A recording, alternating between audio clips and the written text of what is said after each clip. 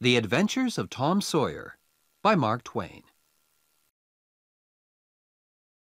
Chapter 1. Tom and His Friends. Tom! Tom! Where are you? No answer. Where is that boy? When I find him, I'm going to... Aunt Polly looked under the bed. Then she opened the door and looked out into the garden. Tom! She heard something behind her. A small boy ran past, but Aunt Polly put out her hand and stopped him. Ah, there you are. And what's that in your pocket? Nothing, Aunt Polly. Nothing? It's an apple. I can see it. Now listen, Tom. Those apples are not for you. And Oh, Aunt Polly! Quick! Look behind you! So Aunt Polly looked, and Tom was out of the house in a second. She laughed quietly. Oh, I never learn. I love that Tom, my dead sister's child. But he isn't an easy boy for an old lady. Well, it's Saturday tomorrow, and there's no school. But it isn't going to be a holiday for Tom. Oh, no. He's going to work tomorrow. Saturday was a beautiful day. It was summer, and the sun was hot, and there were flowers in all the gardens. It was a day for everybody to be happy. Tom came out of his house with a brush and a big pot of white paint in his hand. He looked at the fence. It was 3 meters high and 30 meters long. He put his brush in the paint and painted some of the fence. He did it again.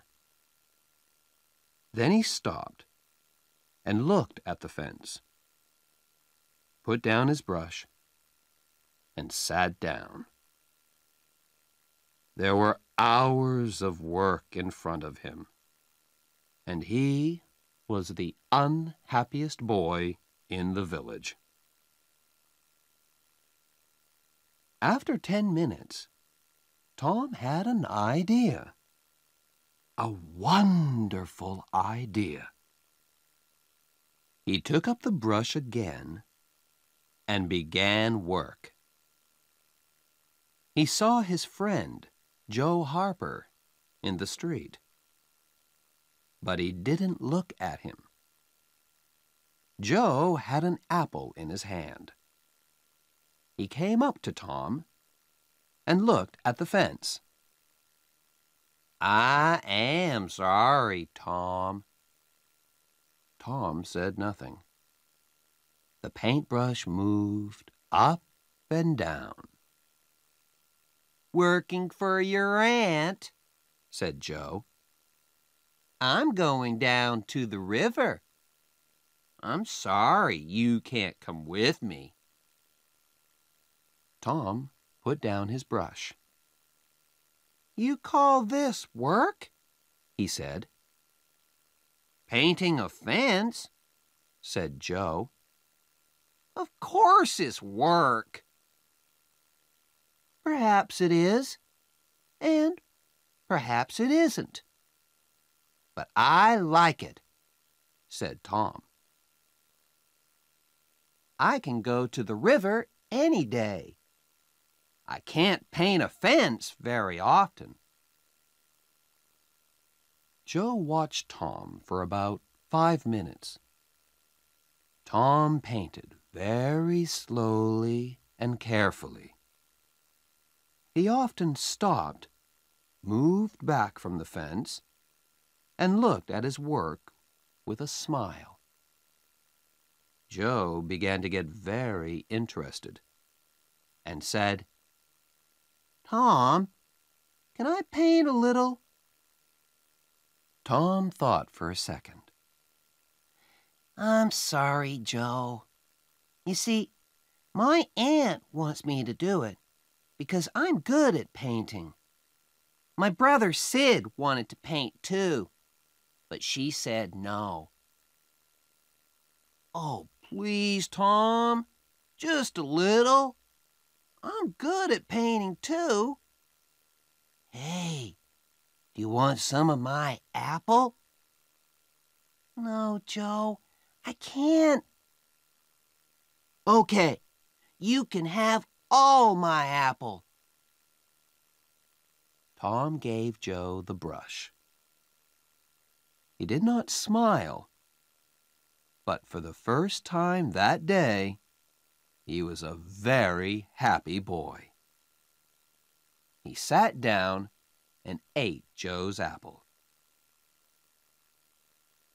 More friends came to laugh at Tom, but soon they all wanted to paint too.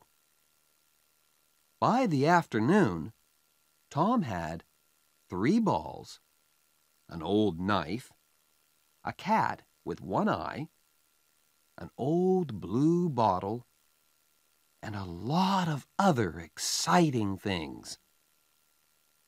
He was the richest boy in St. Petersburg.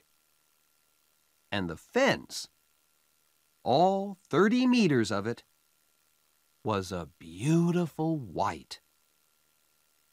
He went back to the house. Aunt Polly, can I go and play now? Aunt Polly came out of the house to look. When she saw the beautiful white fence, she was very pleased. She took Tom into the house and gave him an apple. Well, you can go and play, but don't come home late. Tom quickly took a second apple and ran off.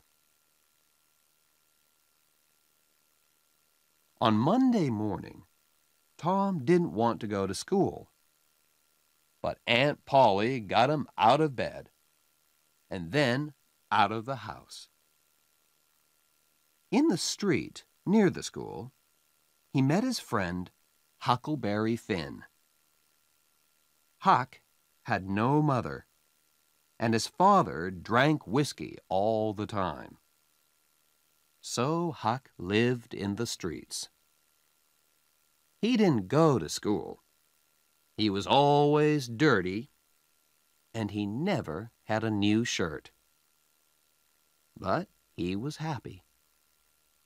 The mothers of St. Petersburg didn't like Huck, but Tom and his friends did.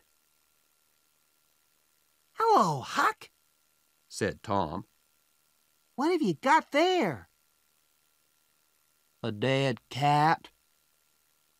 What are you gonna do with it? asked Tom. I'm gonna take it to the graveyard tonight, Huck said. At midnight. A dead cat can call ghosts out of their graves. I never heard that, said Tom. Is it true? Well, I don't know, said Huck. Old Mrs. Hopkins told me. Come with me and see. Or are you afraid of ghosts? Of course not, said Tom. come and meow for me at my window at 11 o'clock. After this, Tom was late for school, and the teacher looked at him angrily. "Thomas Sawyer, why are you late again?" he said. Tom began to speak, and then stopped. There was a new girl in the schoolroom. A beautiful girl with blue eyes and long yellow hair. Tom looked and looked. Oh, how beautiful she was. And in 2 seconds, Tom was in love. He must sit next to her. But how? In the girls' half of the room, there was only one empty chair, and it was next to the new girl. Tom thought quickly, and then looked at the teacher. I stopped to talk with Huckleberry Finn, he said. The teacher was very, very angry. Boys were often late for school. That was bad. But talking with Huckleberry Finn was worse. Much worse. The teacher took his stick, and 2 minutes later, Tom's trousers were very hot, and the teacher's arm was very tired. "Now, Tom Sawyer, you go and sit with the girls." Some of the children laughed.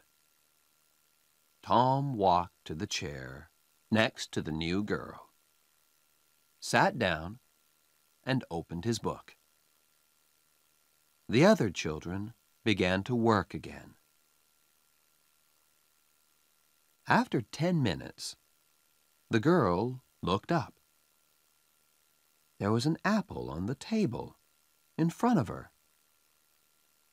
She put it back on Tom's half of the table. A minute later, the apple was in front of her again. Now it stayed. Next, Tom drew a picture of a house and put it in front of her. That's nice, the girl said. Now draw a man. Tom drew a man next to the house. The man was taller than the house, and he had very big hands and very long legs. But the girl liked him. Can you draw me now? She asked. Tom drew a girl next to the man. You draw beautifully. I can't draw pictures.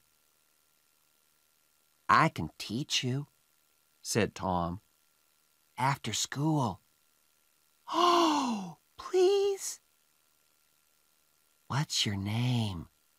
Tom asked. Becky. Becky Thatcher. Just then, Tom felt a hand on his head. It was the teacher. He took Tom by the ear and moved him back to his chair in the boys' half of the room.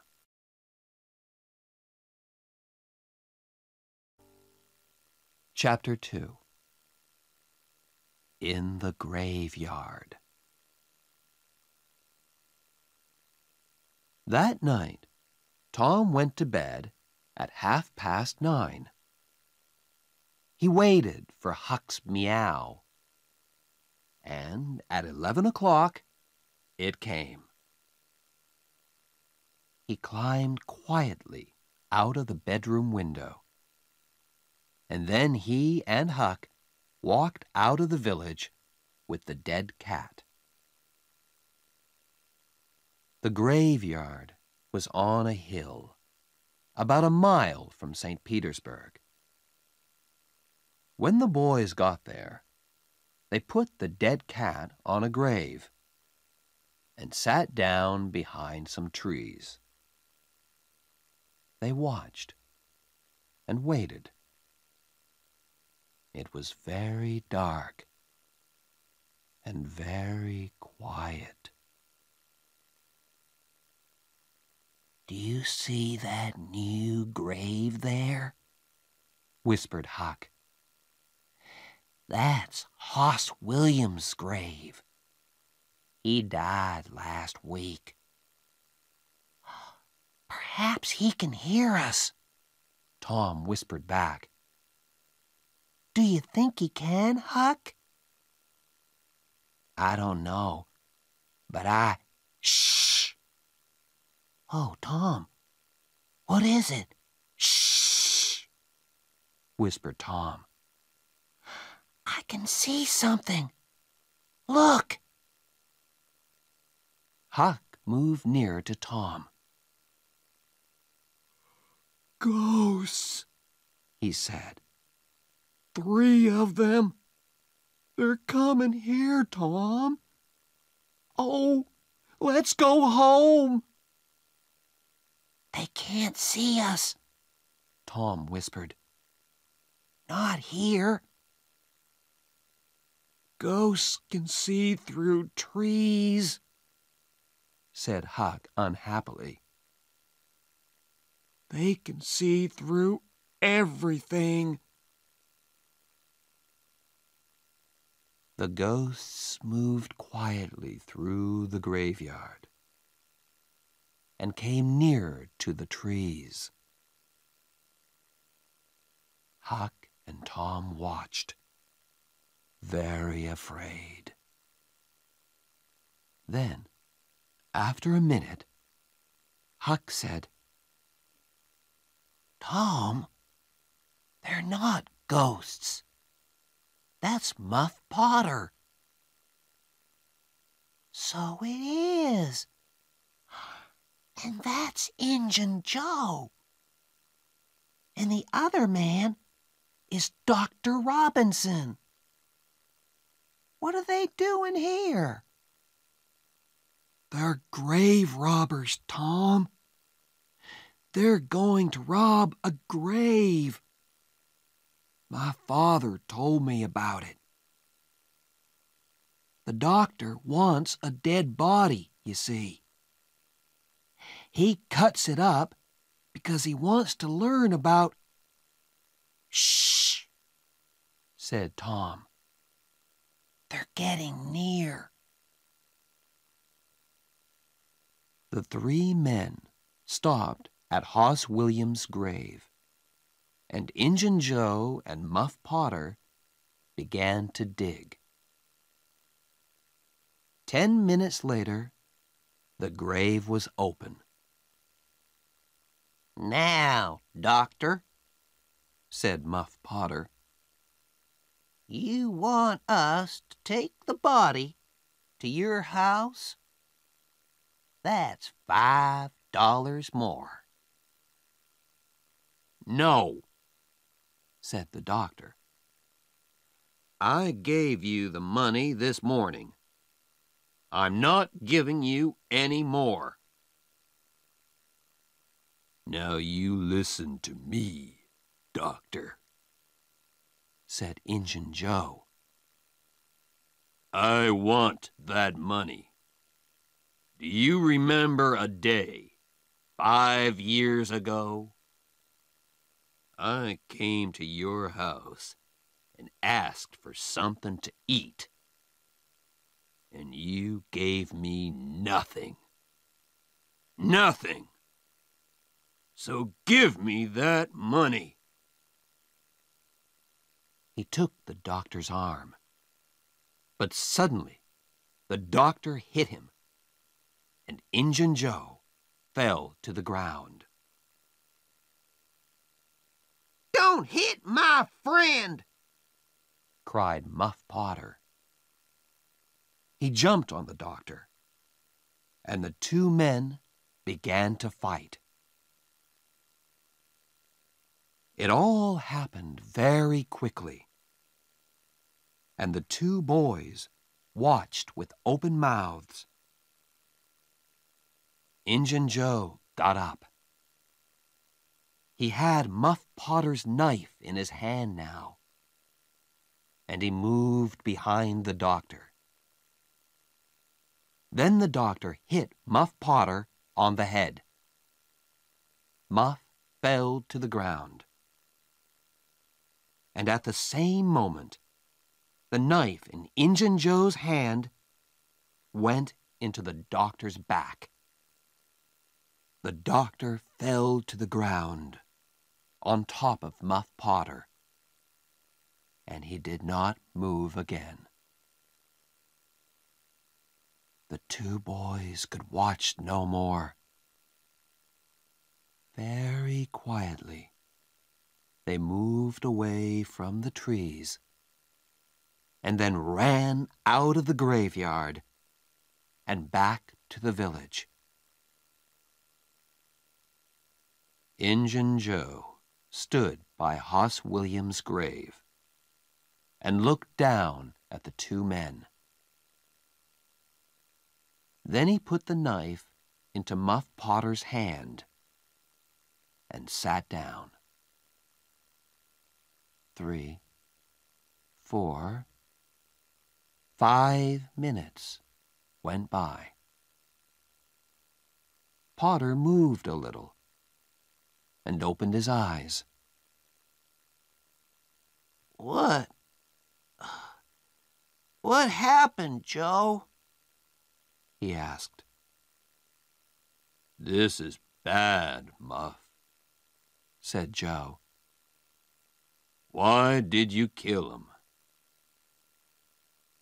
Muff looked at the doctor's dead body, then at the knife in his hand. "Me? Did I kill him?" His face went white, and the knife fell from his hand. "It's the whiskey, Joe. I never fight with knives, usually. Oh, why did I drink all that whiskey tonight?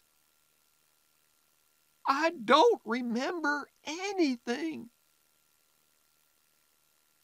"It's okay, Muff," said Joe. "I'm not going to tell anyone. You get away quickly. Go on. Go now." Muff Potter got up and ran away. Joe watched him for a minute. Then he carefully put the knife next to the doctor's body. Then he, too, left the graveyard.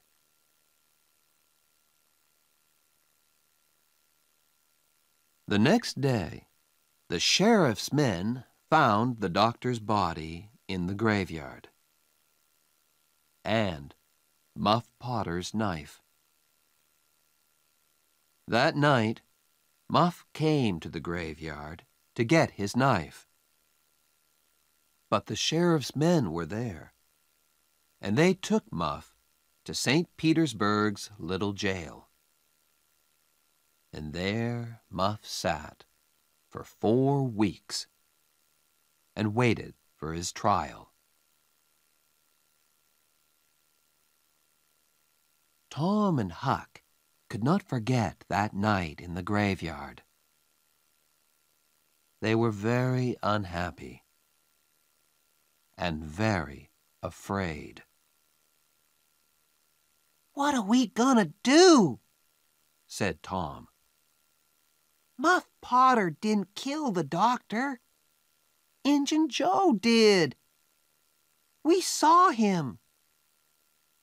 I know, Huck said. But what can we do? We can't tell anyone. I'm afraid of Injun Joe. He's dangerous. And he's a killer. Do you want a knife in your back? Yes, I'm afraid of him too, Tom said. He thought for a minute. I'm sorry for Muff Potter. But you're right, Huck. We can't tell anyone about Injun Joe.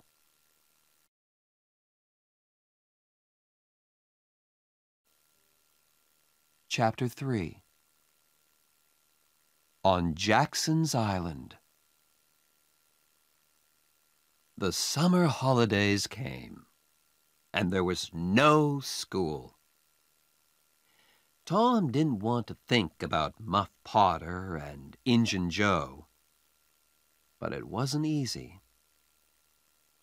At night, when he was in bed, he saw Injun Joe's face in the dark, and he couldn't sleep. But he couldn't talk to anyone about it. One hot summer's day, he and Joe Harper were down by the Mississippi River. They sat and watched the boats, and fished, and talked. Let's get away from here, said Tom suddenly. Let's go and do something exciting somewhere. Okay, said Joe. But what? And where? I know, Tom said. Let's run away. Let's go and live on Jackson's Island. We can sleep out under the trees. Jackson's Island was in the Mississippi, 3 miles south of St. Petersburg. Nobody lived there. Let's ask Huck Finn, too, said Tom. But don't tell your mother or father or anyone. Go home and get some things to eat, and meet me here at midnight. So that night, 3 boys in a small boat went down the river to Jackson's Island. They had some bread and some meat, and Huck had his pipe, too. When they got there, they carried everything onto the island and made a fire under a big old tree. Then they cooked some of the meat over the fire. And oh, that meat was good. The best dinner in the world. Soon, they stopped talking. Their eyes closed, and they slept. The next morning, Tom woke up with the sun on his head and a smile on his face. Then Huck and Joe woke up, and the 3 boys ran down to the river to swim. After that, they fished, and soon they had about 6 big fish for their breakfast.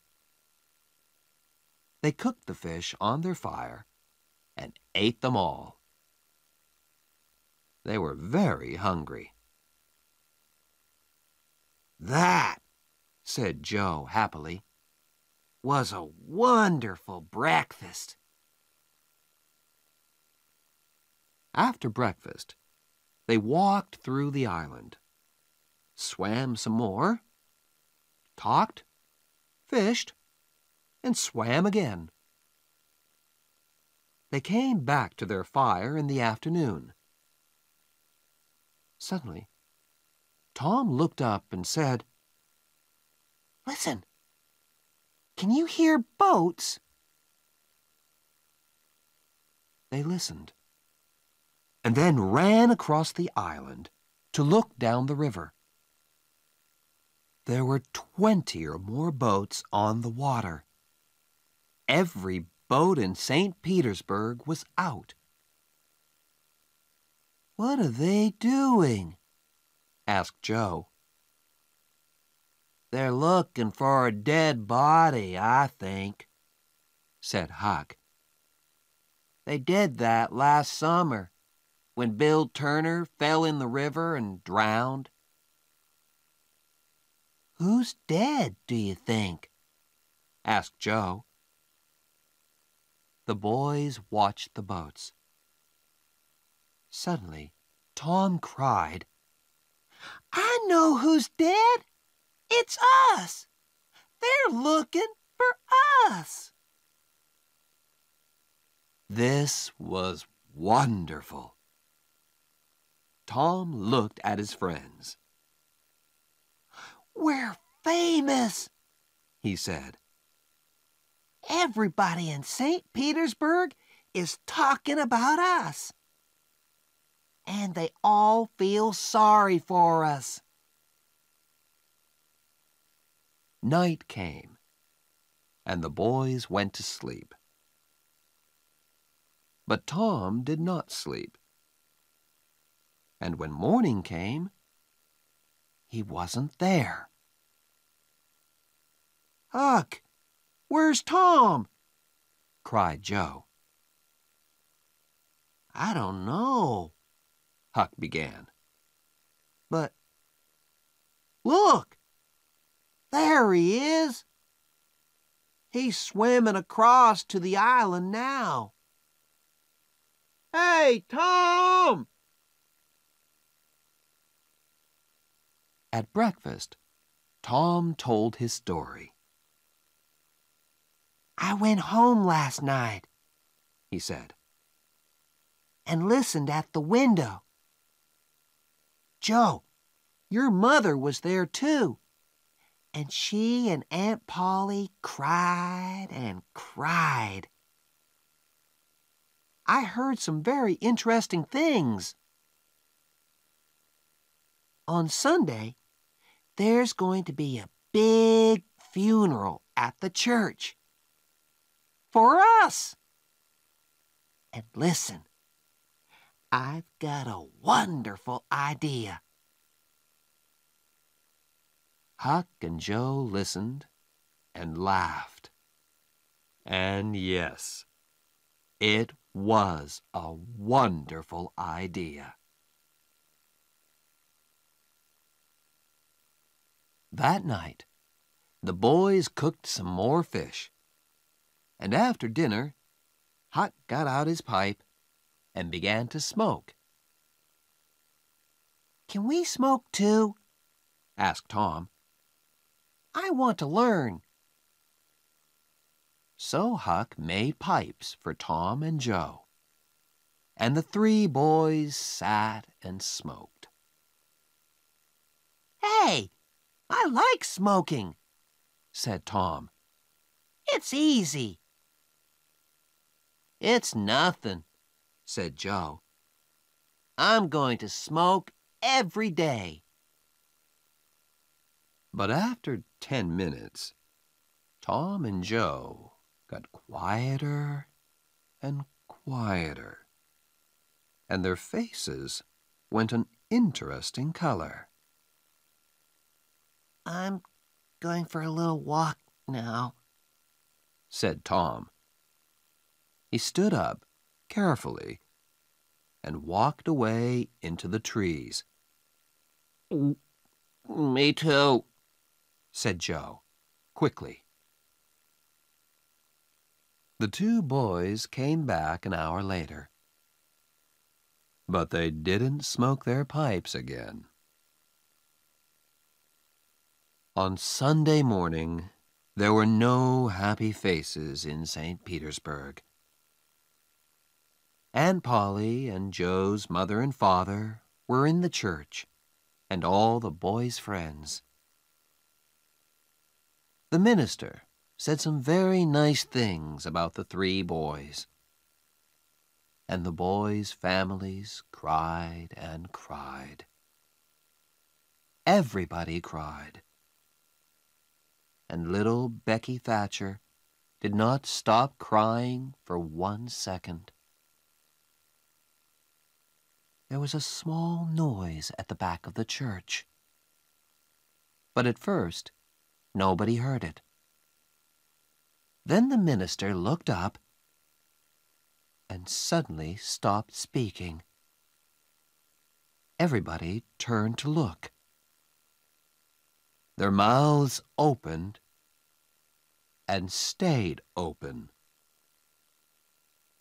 And into the church came the three dead boys. Tom first, Joe next, and then Huck. For a second, nobody moved or spoke. And then the noise began. Aunt Polly and Joe's mother ran to the boys and took them in their arms. Aunt Polly cried and laughed and cried again. "Oh, Tom," she said, "you're a bad boy, but I love you." Suddenly, the minister called out, "Oh, happy days! Sing, good people of St. Petersburg! Sing and be happy!"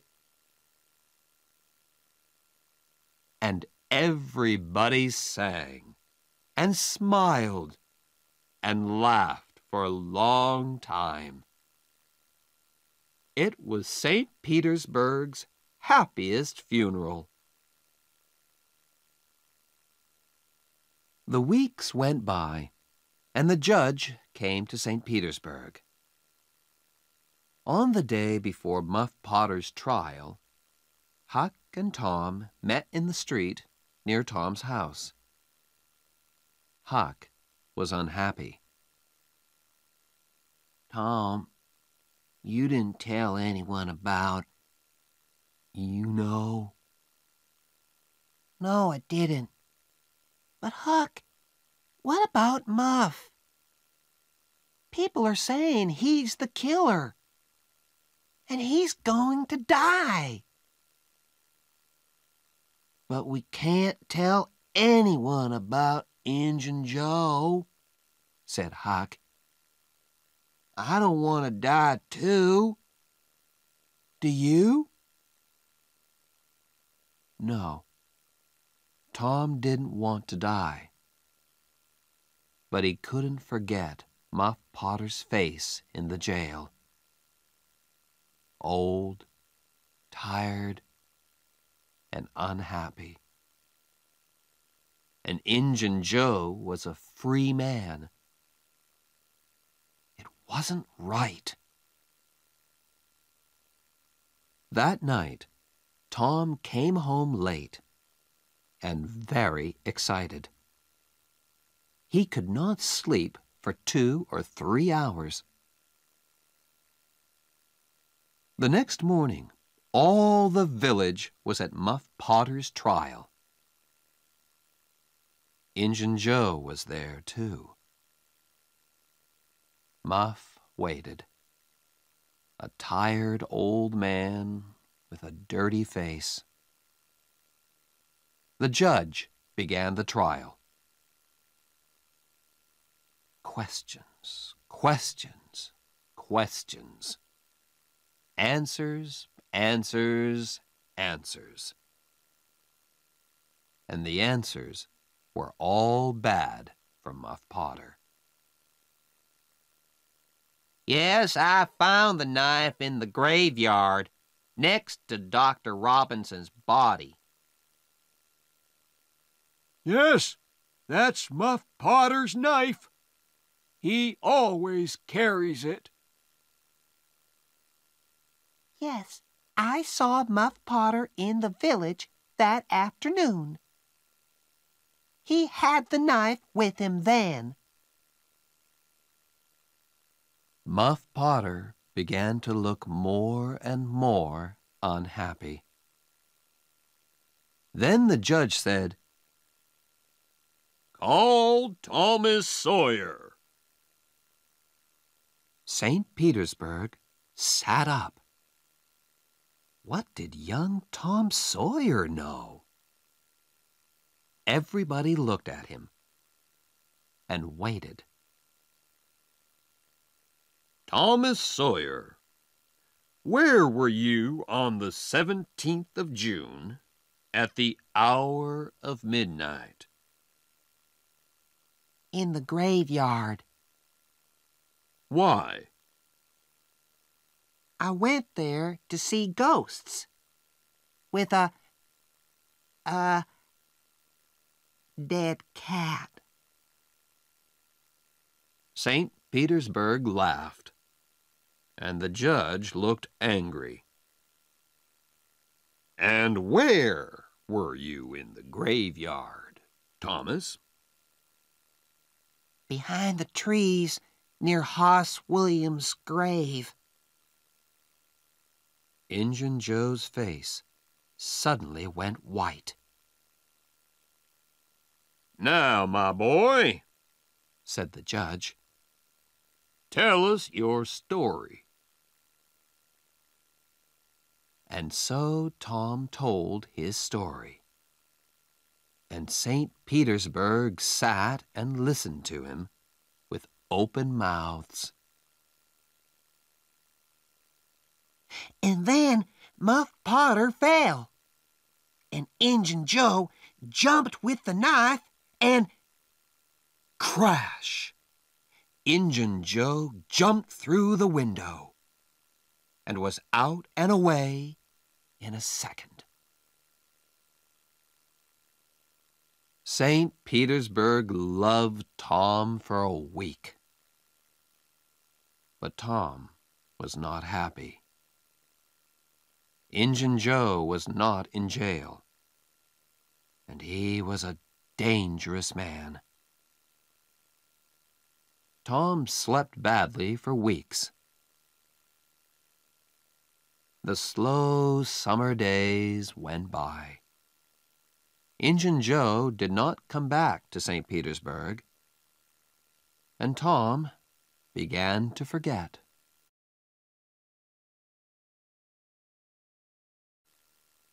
Chapter 4.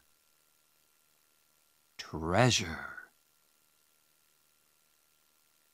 There is a time in every boy's life when he wants to go and dig for treasure. And that time came for Tom. So, one hot summer's day, he went to find Huck. Huck liked the idea of treasure. "Where are we going to dig?" he asked. an old dead tree is best. Who puts the treasure under old trees? Robbers, said Tom. and then they go away, or they forget to come back for the treasure. There's a dead tree on Cardiff Hill, said Huck. Let's go there. I've got an old pick and shovel. It was 3 miles to the old tree, and the boys arrived tired and hot. They dug for an hour or two, but they didn't find any treasure. Then they stopped, and Tom looked down at an old house at the foot of the hill. Hey, look, He said. Nobody lives in that old house. Let's go there. Old houses are always good for treasure. Good for ghosts, too, said Huck.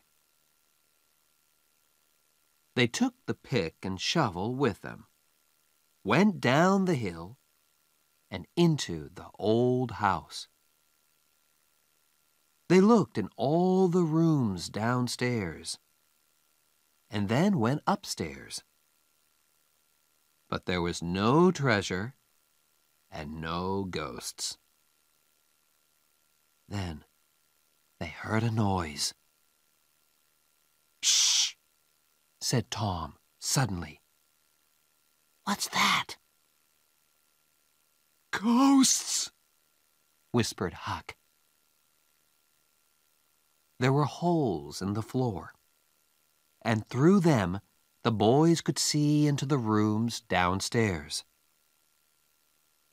"No," Tom whispered. "It's two men. One is the old Spaniard. He came to live in the village last week.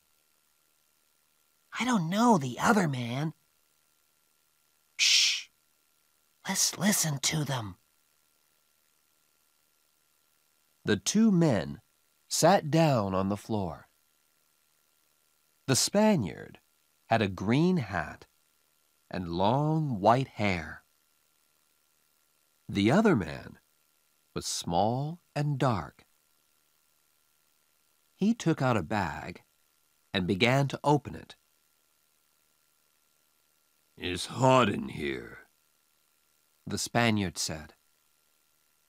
He took off his green hat, and then he took off his long white hair. "Tom!" Huck whispered upstairs. "That's Injun Joe." "We took $650 when we robbed that house," said the second man. He took some money out of the bag. "We can take $50 with us now. What are we going to do with the 600? "Leave it here," said Injun Joe. "We can come back and get it next week. Here, give me the bag." He walked across the room to the fireplace, moved two big stones from the floor, and began to dig with his knife. Upstairs, the two boys watched excitedly. Treasure! $600 of wonderful treasure. Injun Joe stopped digging. "Hello, what's this?" he said. "There's something here. It's an old box." The two men got the box out and opened it. "It's money," said Injun Joe's friend. Injun Joe put his hand into the box. "There are thousands of dollars here," he said, and the two men looked at the money with happy smiles. "But who—" began Injun Joe's friend. "Don't ask," Injun Joe said. "It's our money now." "We can't take it with us today," said his friend. "What can we do with it? Put it back under the floor?" "Yes," said Injun Joe. happy faces upstairs. No. Very unhappy faces upstairs. Let's put it under the cross. Nobody goes there. We can take it there tonight. When night came, the two men carried all the money away. The boys did not go after them because they were afraid of Injun Joe. But they wanted very much to find that cross.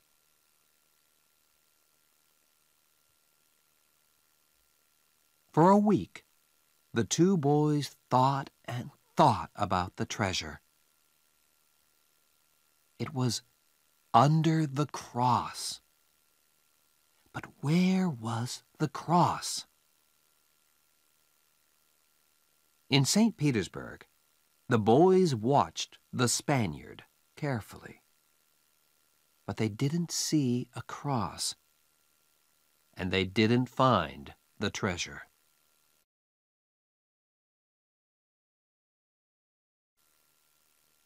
Chapter 5.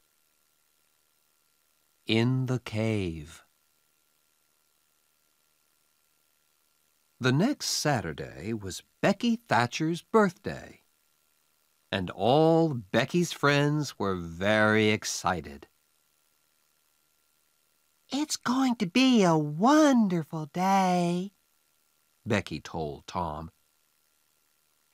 We're going to have a picnic by the river, and after that, we can visit McDougal's cave. So in the morning, a big boat took Becky, Tom, and all their friends down the river. There were some older children on the boat, too. But all the mothers and fathers stayed at home. Picnics are better without them. And it was a very happy, noisy picnic. After the picnic, the children took out their candles and ran up the hill to the cave. The mouth of the cave was dark, and some of the children were afraid at first. But caves are exciting. So in the end, everybody went in. McDougal's cave was very, very big, with hundreds of tunnels and rooms. The tunnels went up, down, and into the hill for miles. You could walk for days in McDougal's cave. Nobody knew all the cave, but many people knew the tunnels near the door. You could play all day in these tunnels. Tom, of course, knew them well. For hours, the children walked and ran through the cave, up and down the tunnels, in and out of the rooms. In the evening, they came out and walked down the hill to the boat, tired but happy. When the boat arrived back in St. Petersburg, it was dark. Huck Finn saw the boat, but he did not know about the picnic. He did not go to birthday picnics, of course, because the mothers of St. Petersburg did not like him. But tonight, Huck was only interested in treasure. Injun Joe's treasure. Injun Joe was in an old building by the river, and Huck waited in the street near the building. Perhaps, he thought, Injun Joe's cross isn't there, and the box of money. I must wait and watch. I can tell Tom about it tomorrow. But Injun Joe didn't come out. At midnight, it began to rain, and Huck waited all night in the cold street. In the morning, he could not move, and he could not speak. He felt cold, then hot, then cold, then hot again. Mrs. Douglas, a woman from the church, found him in the street. She took him to her home and put him to bed. And there he stayed for 2 weeks. He was very ill, and so he did not hear about Tom and Becky. But on Sunday morning, all St. Petersburg knew about Tom and Becky, because they were not on the boat when it came back to the village. Where were they? Were they lost in the cave? And were they alive or dead?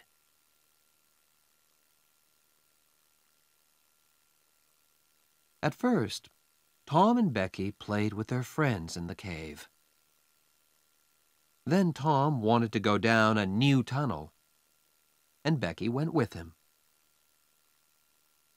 They walked and talked, and went into a second tunnel, then a third. Sometimes Tom put a mark with candle smoke on the tunnel wall. He wanted to find the mouth of the cave again.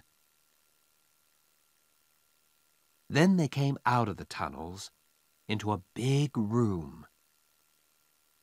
There were hundreds of bats in this room, and the candles woke them up. Tom took Becky's hand, and they ran into the nearest tunnel, with the bats behind them. But one bat hit Becky's candle, and it went out. The children ran and ran through the tunnels, and at last they got away from the bats. They stopped and sat down. Suddenly, it was very, very quiet. "Where are we now, Tom?" Becky whispered, afraid. "I don't know," said Tom. "I think it's time to go back. But we can't go through that big room because of the bats. Let's go down this tunnel." They went down one tunnel, then a second, a third, a fourth. Then they wanted to find the big room with the bats again, but they couldn't. Becky began to cry. "Tom, we can't get out. We're lost, Tom. We're lost." They walked and walked. When they were tired, they sat down. Then they got up and walked again. Time went by. Was it day or night? They didn't know. Then Tom wanted to find water. They had nothing to eat, and they must have something to drink. They found a very small river and sat down next to it. "Becky," said Tom, "we must stay here. near this river. This is our last candle, and... He did not finish, but Becky understood. Tom? Yes, Becky? Are they going to come and look for us? Of course, when the boat gets to St. Petersburg. But how can they find us in these hundreds of tunnels? Oh, Tom, Tom, we're going to die in here. Becky began to cry again. Then the candle went out, and the two children were in the dark. They sat for hours and hours. They slept a little, then woke up, then slept again. Was it Sunday now? Or Monday? Suddenly, Tom sat up. Listen, somebody's calling. The two children listened. They heard it again, a little nearer. They called back. Then they began to walk down the tunnel in the dark, with their hands on the wall. They stopped and listened again. But now they couldn't hear anything. Slowly, they went back to their river. They slept again and woke up very, very hungry. Perhaps it's Tuesday now, Tom thought. What can I do? I must do something. Then he had an idea. Becky, listen. I've got a long string in my pocket. I can go down some of the small tunnels and get back to you with the string. You wait here. Slowly and carefully, Tom went down the first tunnel on his hands and knees. Then the tunnel wall on his right finished, and there was nothing.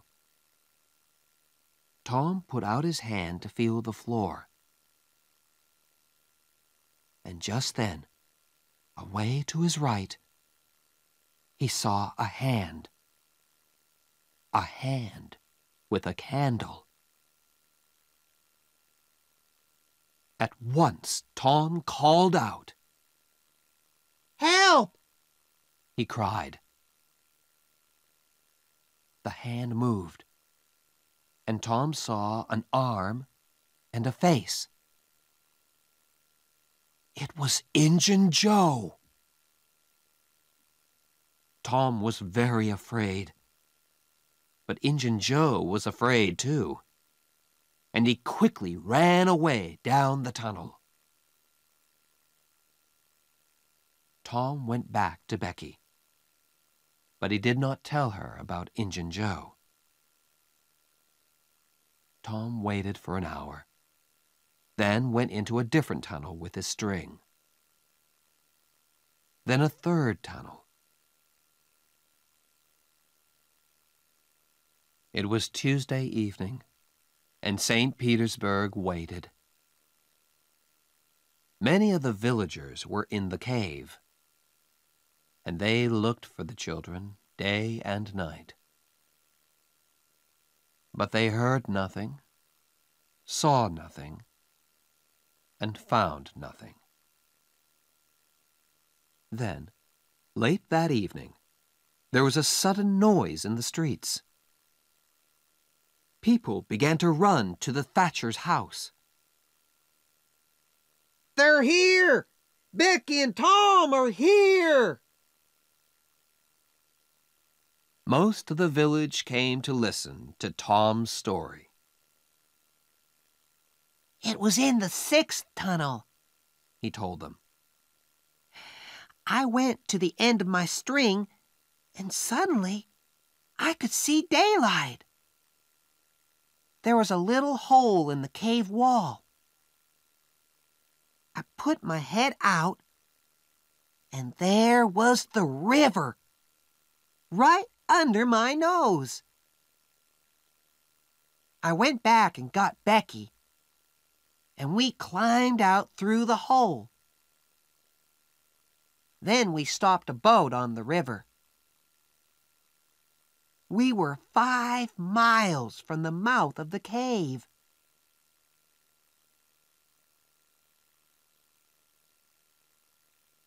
Tom was very tired after his 3 days in the cave, and he went to bed and stayed there for 2 days. He heard about Huck and went to see him on Sunday, and then every day. But Mrs. Douglas was always in the room. You can just say hello, she told Tom. and then you must go. Huck is very ill, and he needs to sleep.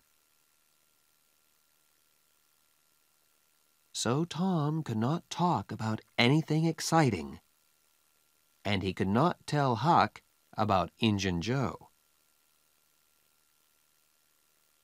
One day, about 2 weeks after the picnic, Tom was in Becky's house, and her father came in. Well, Tom, Mr. Thatcher said, would you like to go back to the cave again one day? I'm not afraid of that cave, said Tom. Mr. Thatcher laughed. There are a lot of people like you, Tom. But nobody's going into that cave again. There are big doors across the cave mouth now, and nobody can open them. Tom's face went white. but Mr. Thatcher, Injun Joe's in that cave. An hour later, 50 men were at the cave, and they opened the doors. Injun Joe was on the ground, dead, his face to the door and his knife in his hand.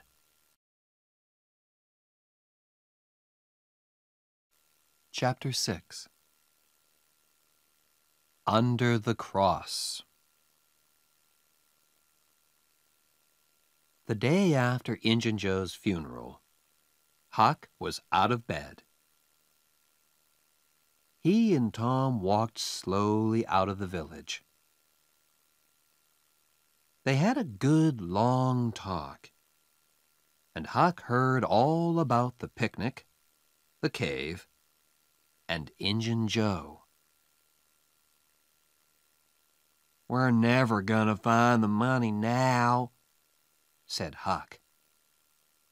Huck, said Tom. the money isn't in St. Petersburg. It's in the cave. I know it is. Why was Injun Joe in the cave? Because he took the box of money there. Right? Huck looked excited. "Say that again, Tom." The money's in the cave. And we can get to it easily. Let's go there now. I've got some candles and a long string. We can take a boat and put it back later. 20 minutes later, the boys were in a boat on the Mississippi. They went 8 miles down the river, and then Tom stopped by some small trees. "Here we are," he said. Tom's hole was just behind the trees.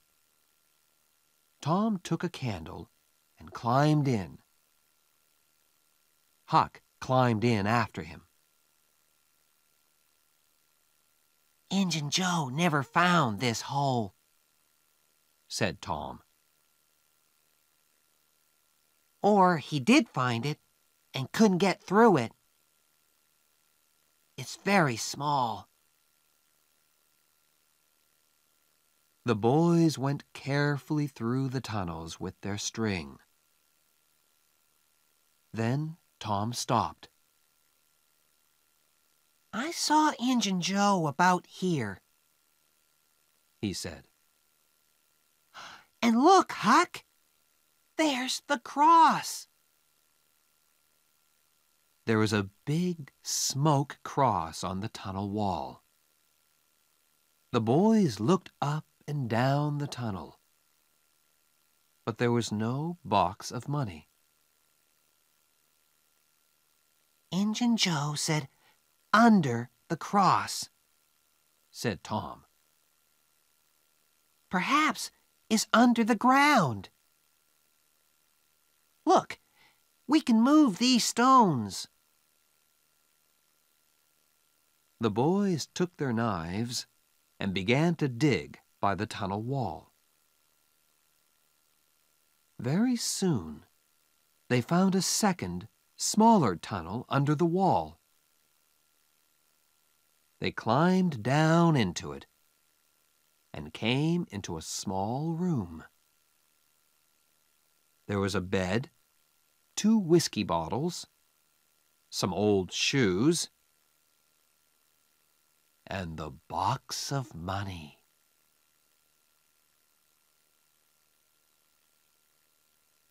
When somebody finds treasure, everybody hears about it very quickly. The 2 boys carried the box through the village. And when they got to Aunt Polly's house, half the village was with them. Everybody went into the house. "Oh, Tom, Tom," cried Aunt Polly. "what is it now? And what have you got there?" Tom put the box on the table and opened it. There were $12,000 in that box. And suddenly, Tom Sawyer and Huckleberry Finn were the richest people in St. Petersburg.